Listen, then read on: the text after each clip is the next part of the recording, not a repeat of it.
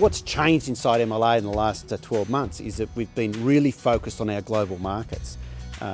We've worked hard with the government over the free trade agreements, which will deliver $20 billion worth of income to the Australian red meat industry by 2020. When we've exported beef to Japan, where tariffs are up to 38%.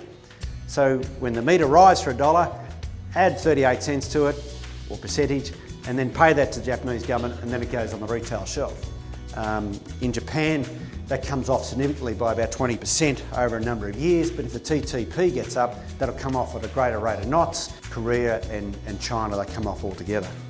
The Chief Negotiator, Andrew Lyle, wrote back to the red meat industry that they were by far the most organised industry under these free trade agreements, and by far got the most benefit from the free trade agreements by being well organised. In our global offices, the key target markets are obviously bedding down in a time of low supply our key markets, Japan, Korea and America.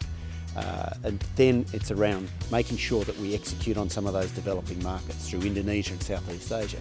Just even this part of the world, which is not even including China, as it becomes more sophisticated into a grocery retail sales market, it'll grow to 550 billion by the end of next year and be the fourth largest retail and grocery market in the world. With this in mind, we have positioned an international business manager in Singapore, and this will be to hub and spoke some of those developing markets through Southeast Asia. MLA's also worked very hard on being transparent and communicating to levy payers.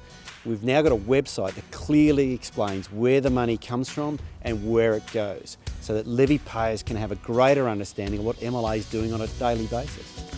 And on the website are some of the highlights. So there's, as I said, $91 a head, which is differential last year between grading MSA and not grading MSA. 2.8 billion in sheep genetics improvements and 2.3 in southern beef genetics. Now these numbers aren't MLA numbers because we're obviously not allowed to evaluate ourselves. These MSA forums have been key to having a two-way conversation with producers, letting producers knowing what MLA is doing over the next 5 years, but also evaluating what we've done over the last 5 years.